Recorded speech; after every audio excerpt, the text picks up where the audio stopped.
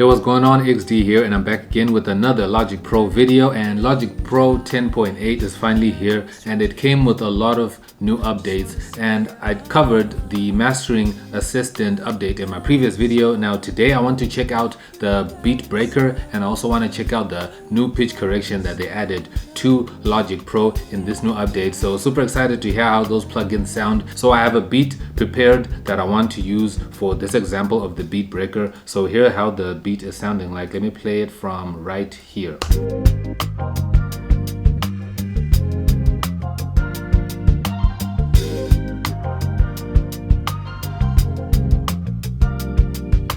So that's the beat. The beat is sounding cool, and what I did, I made sure that all my drums are being routed to this one channel strip here, which is just called drums, so that I can be able to load up that effect. So if I come here to effects and I load up beat breaker here, I can load it up like this on the drums.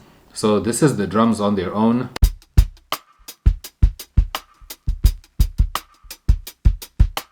A simple drum groove. And now if I put on beat breaker, this is what it looks like. So you can see here it's everything that the beat breaker is doing here, and then you've got the time, repeat, and volume. You've got the length here, declick. Declick is really good because if it starts doing its thing, you might start to hear clicks and all of that. So declicking will really help everything sound nice and smooth. And then you also have a mix right here, so if you want to play around with the mix. And then you have other styles or presets that you have down here. I don't know what you would call these, but if we're talking about presets, we can also just go right here and open this window up, and you can see there's default preset, which is basically what you get as soon as you load the plugin. And then you have all these other preset folders here that you can find here, which are really cool.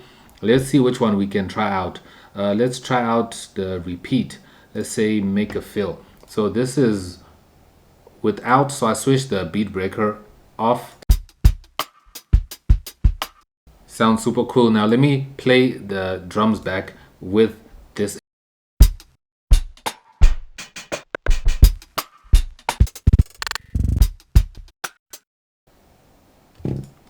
Next.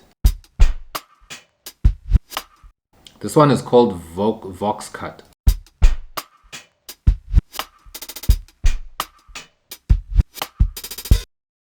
That sounds really cool.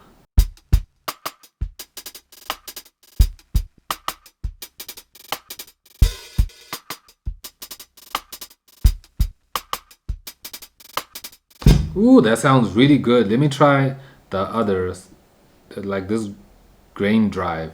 Or grain dive. Why is that hard to say?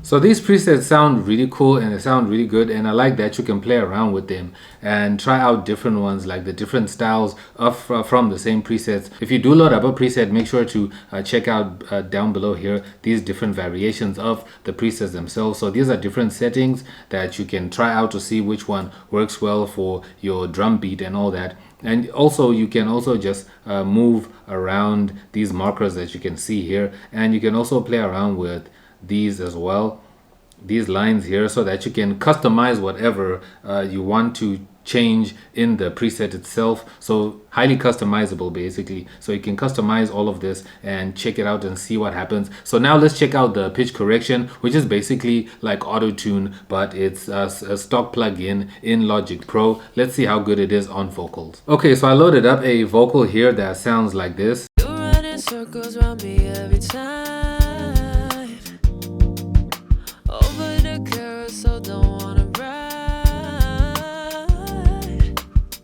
Sounds beautiful, sounds really great. We can definitely use this vocal to try out this pitch correction. So I'm gonna go to my audio effects and I'm gonna come here to pitch and load up pitch correction. There's a dual mono and a stereo as per usual, and I'm gonna use the stereo because as you can see over here, you can see that there's two channels, so meaning that the vocal is in stereo. So it's up to you depending with your vocal what you're gonna pick. If it's in mono, then you pick a mono, but if it's in stereo, you pick a stereo. But either way, it does work. So here I found the pitch correction right here, like that. And the first thing is the pitch correction, looks nice and simple. It looks really good. It looks in the style of Logic Pro plugins with the blue background and the lighter blue colors here. And you can see everything is there: the root note, the scale/chord, and you can also pick the show pitch, input and output. And there's a setting section here. So there's natural pitch detection, which you can turn off and change and make sure that the pitch range is on normal or low. And then you can also play around with the response in milliseconds and the tolerance in cents, and also tuning. So there's global tuning you can turn on and off if you want to put the global tuning manually, and also detune, so you can play around with the pitch and tune it accordingly. And obviously over here you can find the notes, and you can edit the scale or edit the bypass notes themselves, or you can bypass all, basically, right? And when it comes to presets, you have to set this up manually yourself, which is super interesting, like what you do with auto-tune. So the first thing I want to do here is drop down the tolerance and the response all the way down to like 0.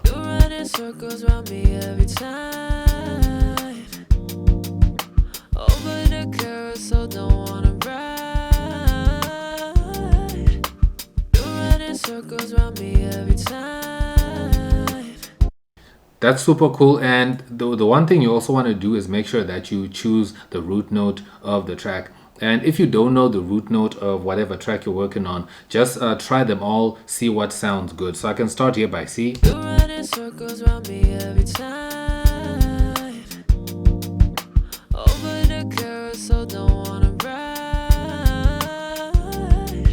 It sounds pretty good. And you can also start with the chromatic scale if that works for you, or you can pick maybe a major or a natural minor scale. So I can start with the major here.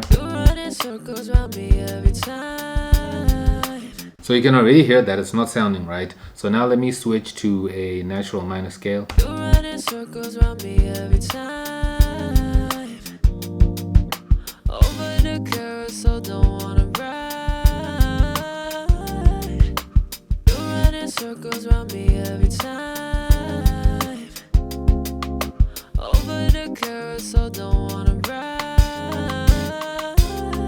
So you can see that the correction here, the correction indicator was going up and down, showing exactly the correction that is happening in cents and everything. So these settings sound really good if you want that, that full-on auto-tune sound. But if you want to turn it down so your vocal doesn't sound like T-Pain all the way, you can just make sure you play around with the response and also the tolerance, just like that. So you can see that the correction itself, it's not going all the way up to plus 100 and close to minus 100. So if I drop it down like this to 0,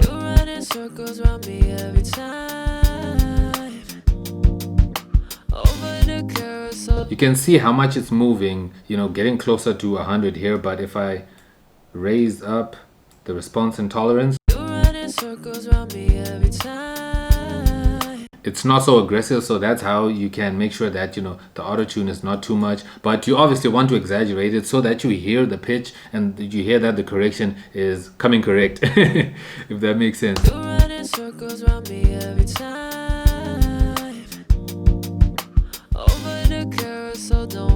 Ooh, I really want to hear this with a little bit of chroma verb.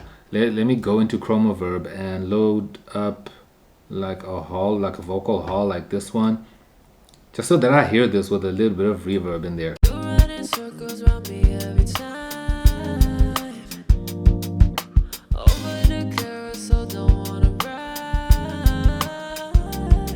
Ooh, that sounds super good. Now let's also add a stereo delay, and I'm gonna load this up before the reverb.